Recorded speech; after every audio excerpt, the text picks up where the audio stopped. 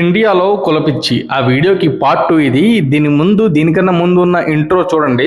So personal experiences ఏంటి అని చూస్తే, రీసెంట్గా నేను ఢిల్లీ నుంచి విశాఖపట్నం ట్రావెల్ చేసేటప్పుడు ట్రైన్లో మెయింటెనెన్స్ సరిగ్గా లేదని చెప్పి కంప్లైంట్ ఇవ్వడం జరిగింది. కంప్లైంట్ ఇచ్చిన విత్ ఇన్ నెక్స్ట్ స్టేషన్లోనే లెస్ దాన్ హాఫ్ అన్ అవర్లో వచ్చి వాళ్ళు క్లీన్ చేసి అతను ఆ అటెండెంట్ ఎవరైతే ఉన్నారో అతను వచ్చి చెక్ చేసుకోమన్నారు. సో బాగానే చేశారని చెప్పి అతనితో డిస్కస్ చేస్తున్నా. అంటే మీ పని ఎలా ఉంటుంది, మీ కాంట్రాక్ట్ సిస్టమ్ ఎలా ఉంటుంది అని చెప్పి ఇట్స్ అ లాంగ్ డిస్కషన్ అనమాట.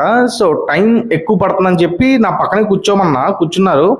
కూర్చుని ఫ్రెండ్లీగా మాట్లాడి సెకండ్ ఇచ్చి వెళ్ళిపోయారు. ఆయన వెళ్ళిపోయిన తర్వాత నేను చుట్టుపక్కల వాళ్ళ ఫేసులు చూస్తే ఈవెన్ రిజర్వేషన్ అయినప్పటికీ కూడా వాళ్ళు రకరకాలుగా చూస్తున్నారు. అంటే మేము వాళ్ళు చుట్టాలు అన్నట్టుగా, లేకపోతే మేము అందరూ కలిసి పనిచేస్తాం అన్నట్టుగా చూస్తున్నారు వాళ్ళు. అంటే అంతకు ముందు నన్ను చూసిన దానికి తర్వాత చూసిన దానికి మొత్తం డిఫరెన్స్ అది క్లారిటీగా కనపడుతుంది. అండ్ రెండోది ఏంటంటే, చాలా రీసెంట్గా ఒకళ్ళకి ఎక్కడో ఏదో పార్సిల్ ఇవ్వాల్సి వచ్చింది.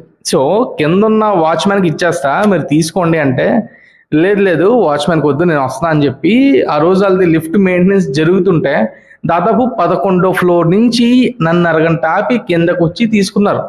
ట్విస్ట్ ఏంటంటే, అతను ఒక గవర్నమెంట్ కాలేజ్లో ప్రిన్సిపల్గా చేస్తున్నారు. అలాంటి వ్యక్తికి అంటు ముట్టు లేకపోతే వాచ్మెన్ ఇలాంటిది క్లియర్గా చూపిస్తున్నారు.